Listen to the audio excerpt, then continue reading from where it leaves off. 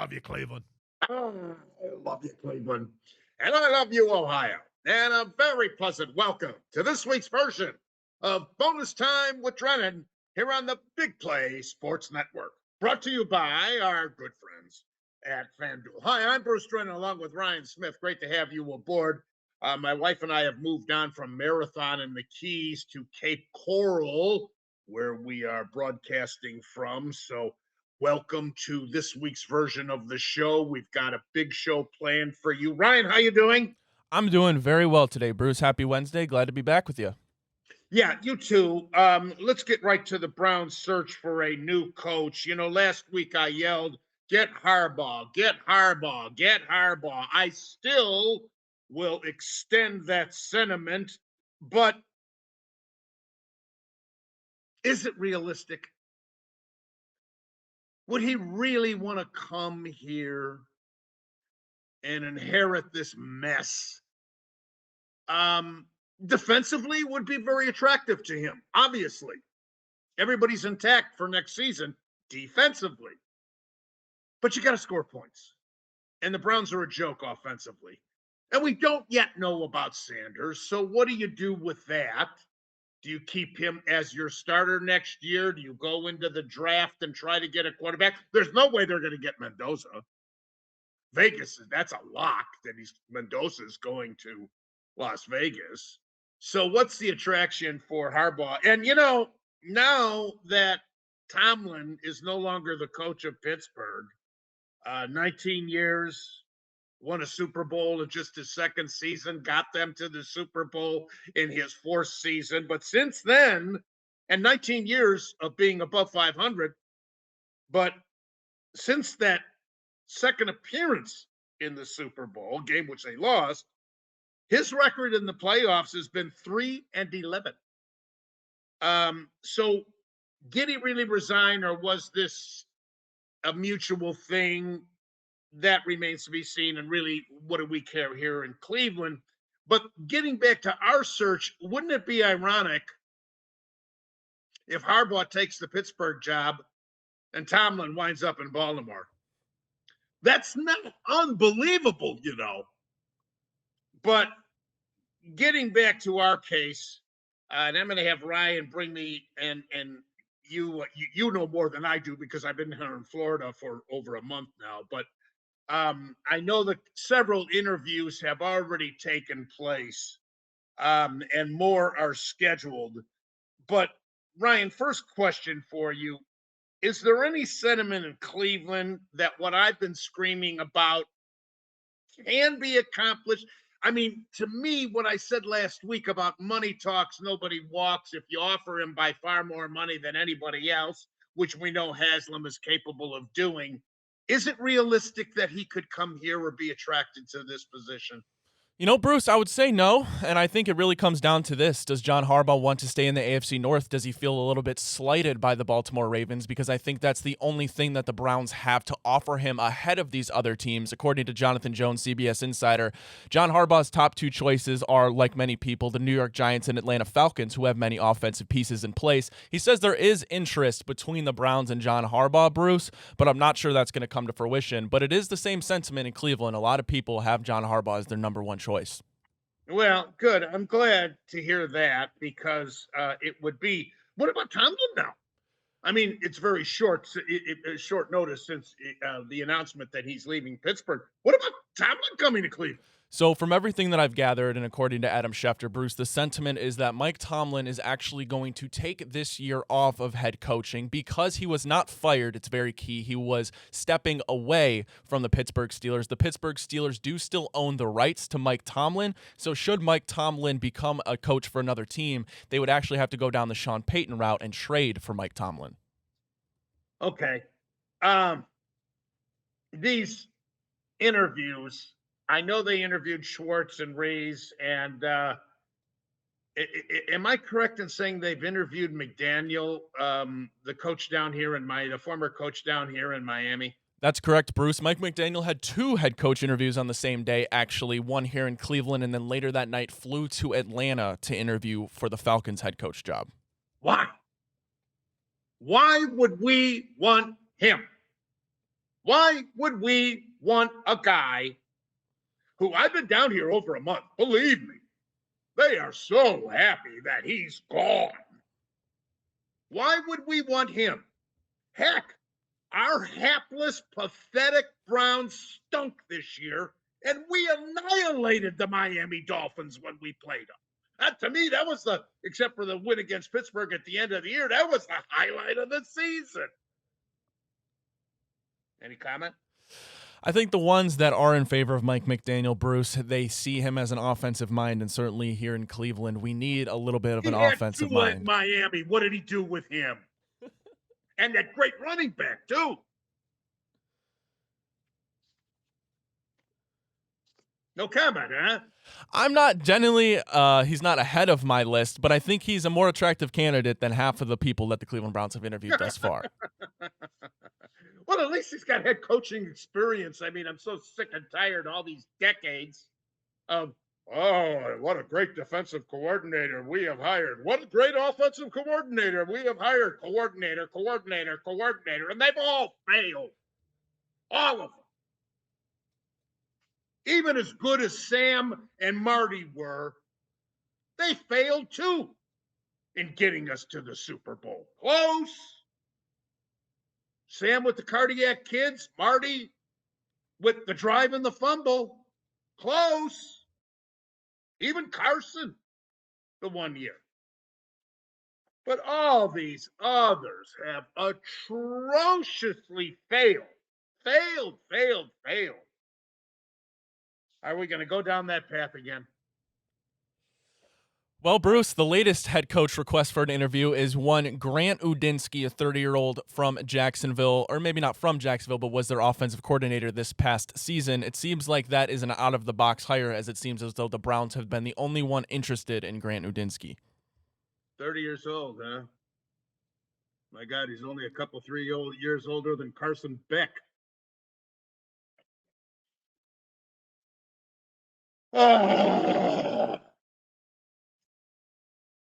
Been there, done that. I don't know what else to say about it. I mean, if they get this wrong again, which the odds are they will. I mean, you can only go by the history and the track record. It's really pathetic for all the loyal, devoted, loving Cleveland Browns fans. It really will be a sad day in Cleveland. All right, let's move on. We'll see what happens this upcoming week, and we'll report next week. So we'll see. I want to jump into the NFL playoffs in the next segment, and then, of course, the national championship in college, because we still have so much to cover on the bonus time with Drennan. We've only just begun. We'll be right back.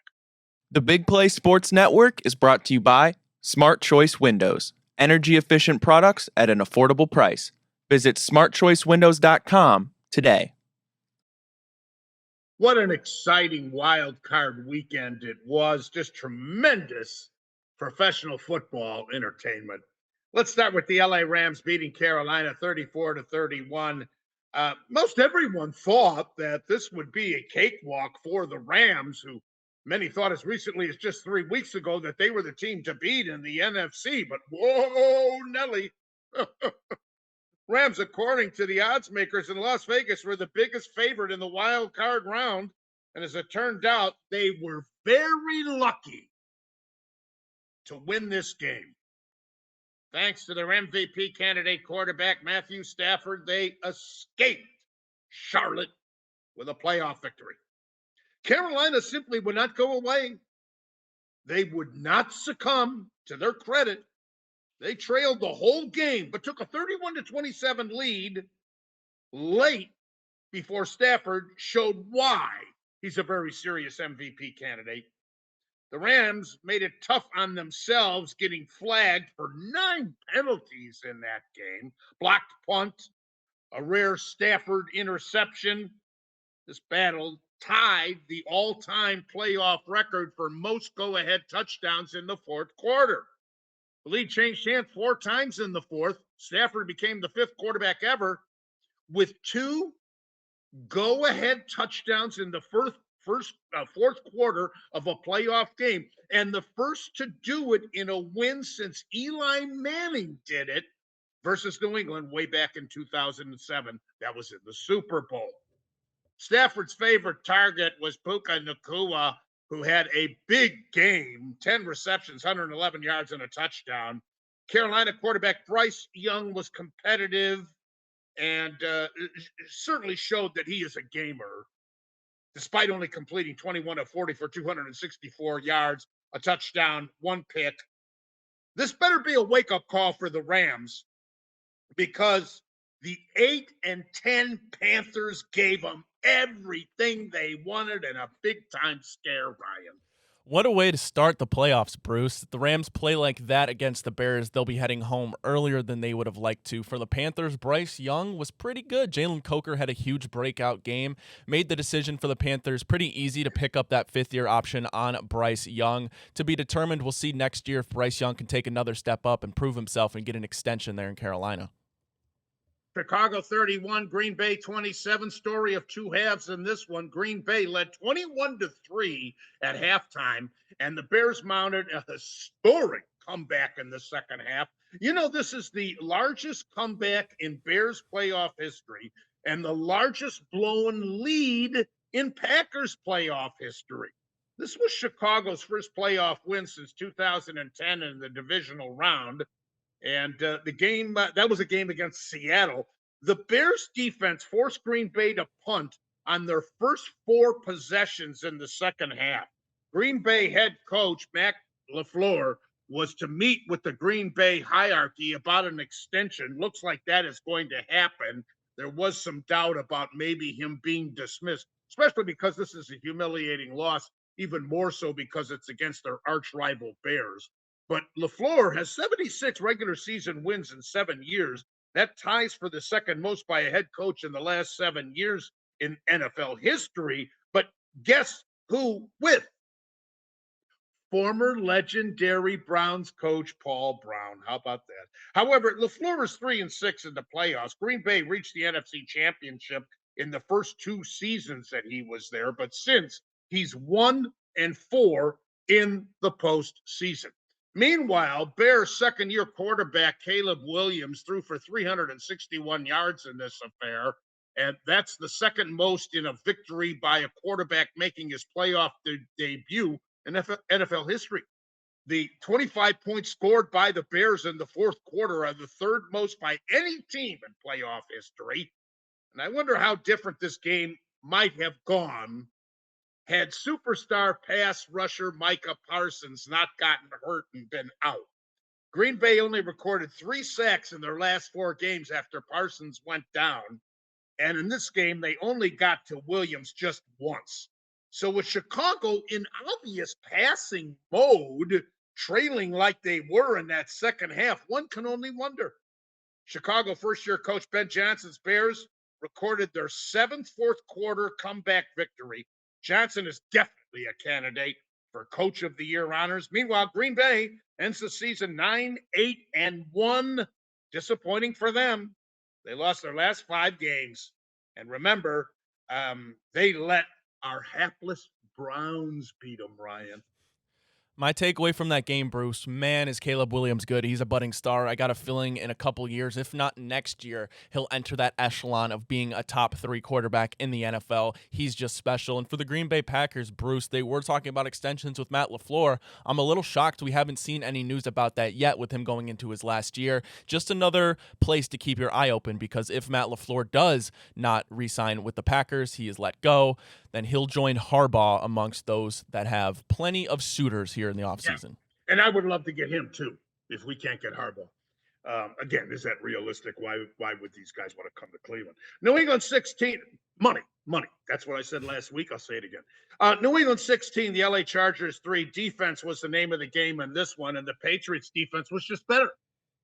The Chargers were able to get to New England quarterback Drake May for 5 sacks, but the Patriots defense was able to get to Chargers QB Justin Herbert 6 times.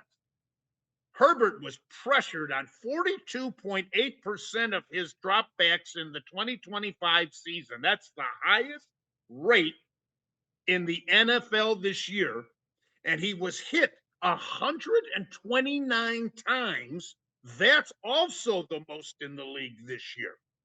New England coach Mike Vrabel was a great defensive player, both in college at Ohio State and in the pros at New England, where he won a Super Bowl with Belichick.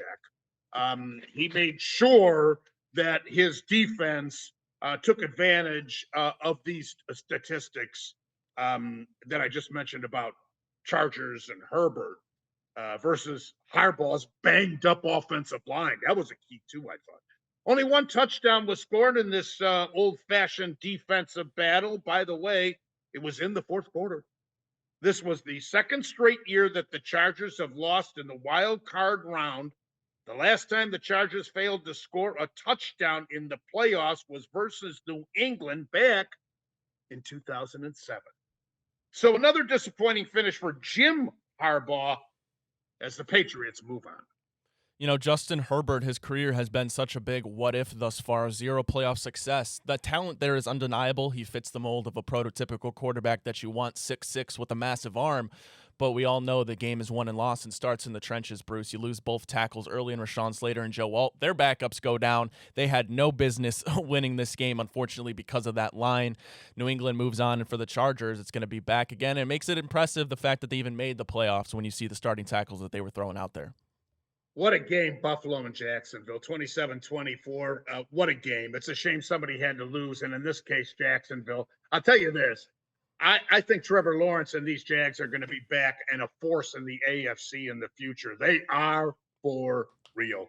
Kansas City has been the nemesis for Buffalo for years, but the Chiefs are watching on television like the rest of us.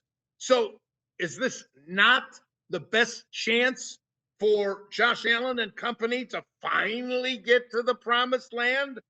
Buffalo trailed twice in the fourth quarter, but Allen engineered drives and comebacks, enabling them to prevail in a hostile environment. This was Buffalo's first road playoff victory in more than 3 decades. Remember Marv Levy? Ryan. You know, Bruce, just goes to show, I think Jacksonville had the better team, but it all comes down to that most important position in sports, and its quarterback. Josh Allen was the best player on the field that day. He led them down, and he refused to lose that game. Crazy switch. We thought maybe if they lose this game, Sean McDermott goes by the wayside in Buffalo, but he prevails, and now they have a date with Denver in the Mile High City. San Francisco 23, Philadelphia 19. It's been a long time since we've had a repeat champion in the NFL. That will continue as San Francisco's 49ers went into frigid Philadelphia and dethroned the defending champions. The Eagles all season seemed vulnerable and beatable. And the battle between Brock Purdy and Jalen Hurts was significant, but to me, the play of Christian McCaffrey was the difference here. What a football player this guy is. He rushed for 48 tough yards, was on the receiving end of Purdy passes for 6 times and 2 touchdowns. And the Niners win this game after losing star tight end George Kittle, who's out for the playoffs, unfortunately for them. But I'll tell you what, they looked like Sirianni from the sidelines looked lost. I thought several times during the game when they gave us a close-up, numerous times. Kyle Shanahan's Niners now move on. You know, Bruce, it just goes to show how important coaching is. I know the postseason shouldn't count for regular season awards, but that's why Kyle Shanahan has my vote for Coach of the Year, what he's been able to overcome with these injuries. Now you add George Kittle onto that. If they continue this run all the way to the Super Bowl and eventually win it, it'll be one of the most improbable runs I've ever seen. And finally, Houston 30, Pittsburgh 6. Hello, what a crazy game this one was. C.J. Stroud in the first half was absolutely horrible. He fumbled. He threw a stupid interception. He overthrew his receivers. He was underthrowing his receivers. Because of his terrible play, you would think that Pittsburgh would have been up a couple of touchdowns. But because of that phenomenal Houston defense, they led 7-6 at halftime. That was amazing when you think about it. The game shouldn't have even been close in the first half because of the bad play of Stroud. They should have been up 2-3 touchdowns. The Texans defense was so good that Pittsburgh was able to convert only 2 of 14 third down opportunities. The Houston defense battered and punished 42-year-old Aaron Rodgers, who will almost assuredly now retire. That was his last game in the NFL. This is now the third consecutive year that Houston advances to the divisional round. And for Pittsburgh, their 6 points scored was the fewest in a playoff game since 1996. Think of that. Their 175 yards of total offense was the lowest in a playoff game since 1940, in any playoff game since 1947, the Philadelphia Eagles. Pittsburgh has now lost 7 straight playoff games, and Mike Tomlin called it quits. You know, for the Texans, it looks like it's just going to be up to C.J. Stroud to will them to the Super Bowl, because that's certainly a Super Bowl caliber defense. You're right, Bruce. C.J. Stroud was abysmal in the first half, but if anything, what I got from that is it really makes you realize how bad the Steelers' offense is. We'll find out what I think about their matchup with New England and the other playoff games as the divisional round approaches. That's next. Bonus time with Drennan, Big Play Sports Network, brought to you by FanDuel. The Big Play Sports Network is brought to you by Garage Beer. No bitterness, no frills, no IPA, just beer-flavored beer. Find local retailers who sell garage beer near you by visiting drinkgaragebeer.com. All right, it's time on this week's version of the show to pick the games. So let's get to it. But before we do, here's an interesting stat. In the last 11 years, home teams in the divisional round are 32-12. Last week, both Ryan and myself. Now this includes the college games, the 2 playoff college games. When you include those with the NFL playoff games, both Ryan and myself went 4-4. So on the season, I am 53-57 against the spread. Ryan is 46-51 against the spread. So I'm barely holding on with a better percentage. So here we go, Ryan. Are you ready? I'm ready, Bruce. Buffalo's -1.5 at Denver. Allen versus Knicks. I like Allen. I'm taking Buffalo. Man, I bet against Josh Allen once. Do I dare to do it again? I think I'm going to. And the reason is, as good as Josh Allen was and as good as he was able to will them, I don't think he'll be able to do it in Denver against the Broncos. Broncos, remember, the Bills beat them in last year's playoff to end their season. This is a completely different team in year 2 under Sean Payton. I'll take the Broncos. Yeah, they murdered them last year. So has that point differential been narrowed to the degree where Denver will prevail? They do have the game at home. That's a crazy atmosphere for a road team. But I keep going back to Kansas City. The nemesis for Buffalo has been the Chiefs. They're not in it. This is Buffalo's best chance. And the way they played against Jacksonville, I mean, so we'll see. It should be a great game. And it says something that Vegas has made Buffalo the favorite on the road. Next game is San Francisco +7.5 at Seattle. I'm actually quite surprised the line's so high, but it's because of all the injuries to San Francisco. Kittle is out. I'll let you pick this one first. Yeah, I'm going to go with Seattle in this one. It's a big number. I don't love it, but Seattle's rested. They're at home. We saw what Seattle was able to do in San Francisco that last week of the regular season, held them to just 3 points, and that's crazy considering how good Brock Purdy was since he came back. I think they're well rested. 49ers are emotionally bruised right now. Give me Seattle. All right, I'm going to go with San Francisco. That's a lot of points, and they seem like, going into Philly and beating them. And they've split their first 2 games. And by the way, Frisco beat Seattle first game of the season in Seattle. Next is Houston getting 3 at New England, or if you like New England, it's -2.5. I'll go first in this one. I'm going to take the Patriots and Coach Vrabel -2.5 at home in what should be a fabulous game. I'm going to roll with the Texans, Bruce. This might be my time to catch up with you. What I saw from that defense, they were suffocating. Patriots have a good defense as well. And again, it comes down to C.J. Stroud. Can't have a first half like he did against Pittsburgh if they want to win against New England, but I got faith in the Buckeye. And finally, the LA Rams are -3.5 at Chicago, or +4 for for the Bears as a home dog. You go first in this one. I'm taking the Rams in this one with Matt Stafford, more experience. The Bears have been too wishy-washy for me the last two games in the first round of the playoffs in Week 18 against Detroit. They can't just walk into the game and then turn up in the fourth quarter against a good Rams team like they have been doing, so I'm going to take the Rams to advance. Something's got to give because we disagree on all four of these games, so I'm going to go with the Chicago Bears, Wow. and we shall see. Now, we will predict the college championship. That's coming up next on Bonus Time here on Big Play.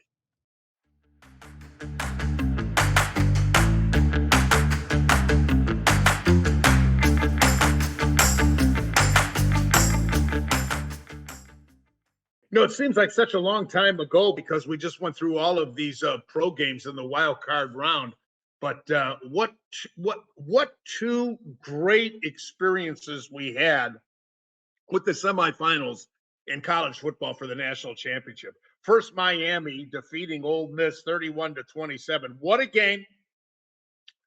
One for the ages, as they say. It's a shame somebody had to lose here, too, because what a story Canes quarterback Carson Beck really is. He was the quarterback of Georgia for a couple of years. He actually earned second team all SEC honors in 2023. He was a two-time finalist for the Manning Award as the nation's best quarterback while at Georgia. He was all set to enter the NFL draft, and then he changed his mind and he transferred to Miami.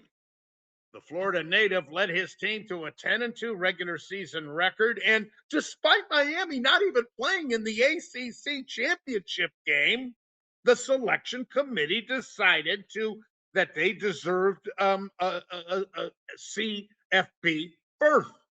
And it's now proven that the committee was right in doing so. They beat a great Texas A&M team. And before that, they defeated our defending champion Ohio State Buckeyes. And now they eliminated the last hope for the vaunted SEC in outlasting Ole Miss. Third straight year, SEC is not in the championship game. Despite numerous injuries and way too many penalties, the Miami Hurricanes found a way in this game.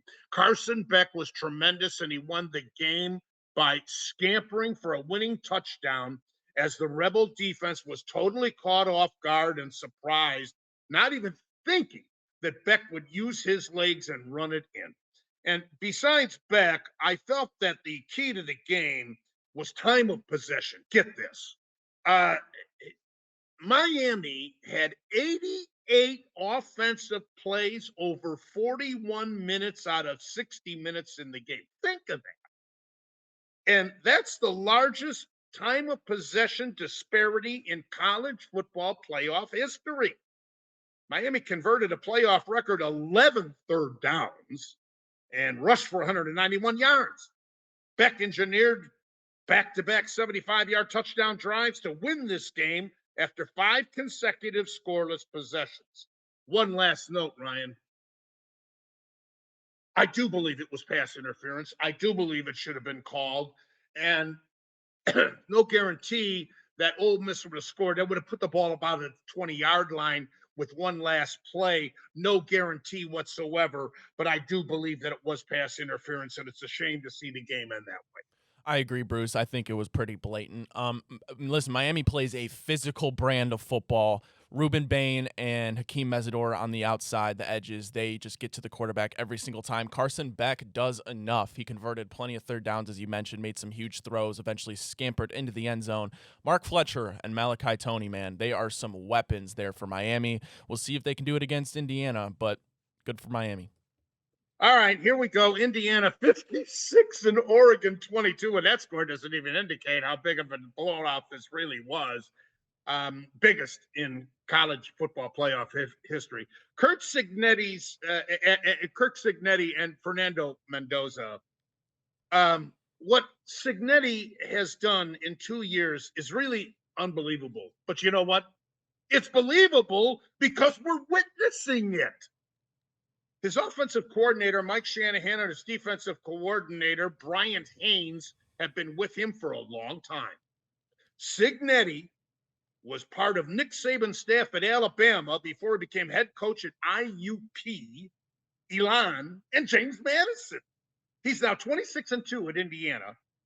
He only has a handful of four, get this, he only has a handful of 4 or 5-star high school recruits on the team, where Miami, Oregon, Ohio State, Texas Tech, Texas A&M, Georgia, Mississippi, Alabama, and Oklahoma have dozens and dozens. Think of that.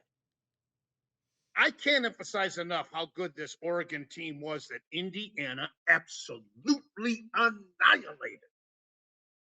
Cignetti and Mendoza annihilated Alabama and dethroned our Buckeyes.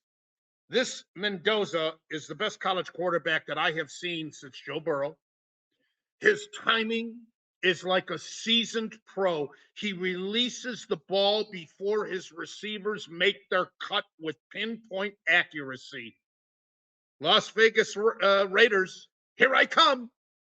There is no question if they beat Miami. These Indiana Hoosiers have to be considered one of the greatest college football teams ever. Indiana, think of it, Indiana. Indiana was the losingest college football program in history before Cignetti took over. Indiana has the second best point differential in a season in the last 50 years. The only team better was Florida State in 2013. Behind Indiana at third was Clemson. Fourth was Ohio State. And fifth was Clemson again. Unbelievable, Ryan.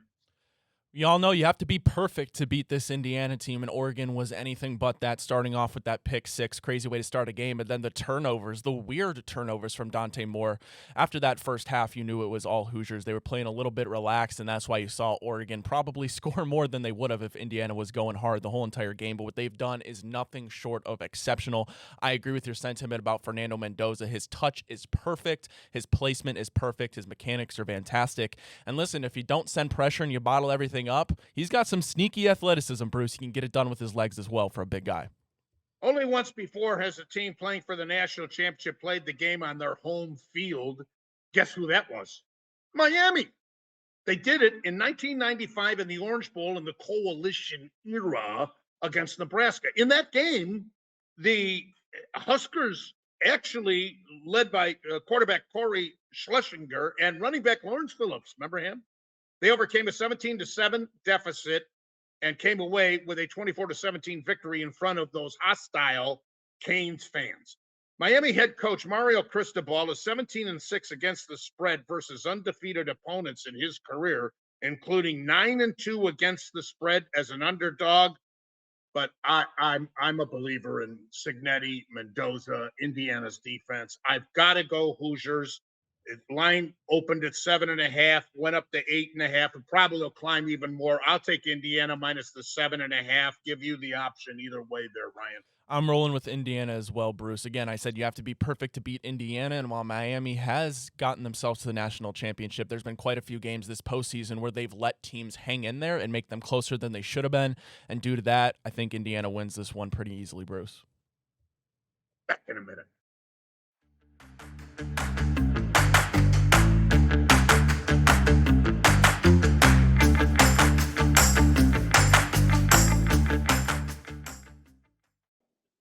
I want to devote this segment to a friend and a colleague who has passed away.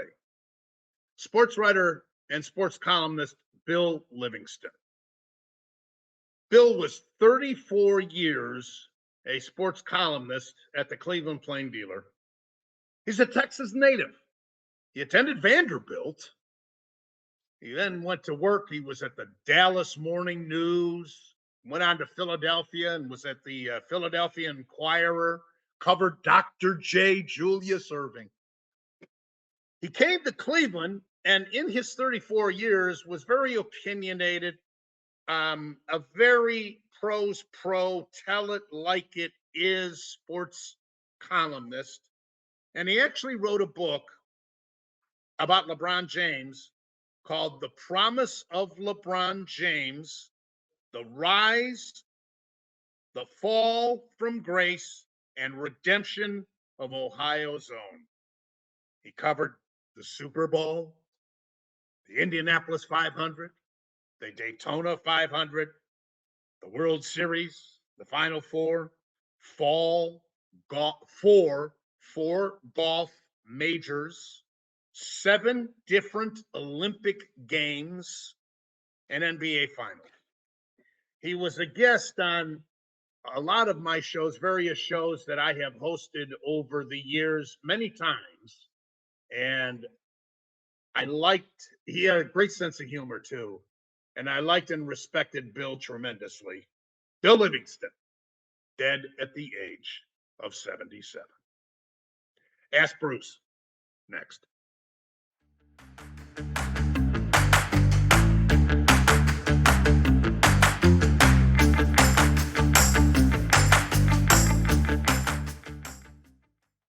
Before we get to your questions, Cavaliers will be playing at Philadelphia tonight as the date of this recording of our show. And, of course, the Cavaliers 22-19 on the season. And right around the corner, believe it or not, is spring training.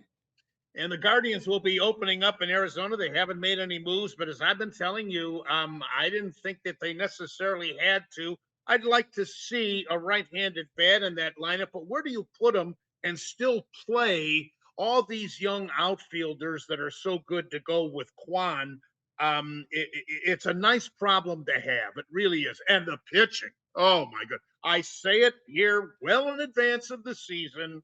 The Guardians are still the team to beat in this division. Scooble or no Scooble, I like the Guards in our division. All right, fire away, Ryan. Alrighty, we start here with college football. Hey, Bruce, do you take any solace in the fact that the 2 teams playing in this year's college national championship game are the only 2 losses this season for the Ohio State Buckeyes?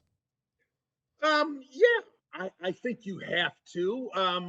As I said following the loss, rather than trashing Ryan Day, which I'm sure some of the faithful did down in Columbus, especially because he had lost to Michigan all those years before he finally got off the hook with this latest victory against the team up north.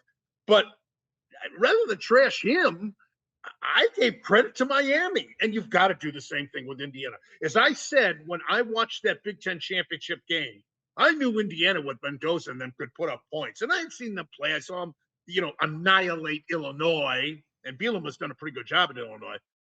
But I did not realize, I admit, I did not realize what a phenomenal defense Indiana has.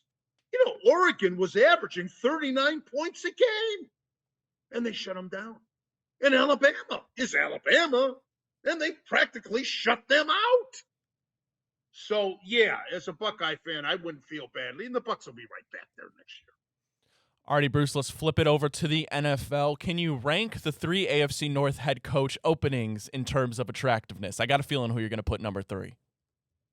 Well, obviously, Baltimore, because they still have Jackson. Pittsburgh, only because it's Pittsburgh. They've got a quarterback problem now, too, because Rodgers is going to hang it up. Attractive, I can't say Cleveland's attractive. That's for sure. Miami might be an attraction down here in the state of Florida. And they do have Tua. I don't know how good Tua is. To me, he's been an underachiever. You got one in there that I didn't mention, Ryan? Just the between the Ravens, Steelers, and Browns. Yeah, well, the Browns, Oh, God help us. Go on. Alrighty, Bruce, I kind of asked you this last week about the Baltimore Ravens, so now I'm going to ask you about the Pittsburgh Steelers. Do you think they will eventually regret firing or letting go Mike Tomlin? I want to answer that by going to the Baltimore situation with Harbaugh. If Luke is successful with the field goal at the end of the game against Pittsburgh, they win the division and they're in the playoffs. And you don't fire them then, do you? And they would have been dangerous in the playoffs.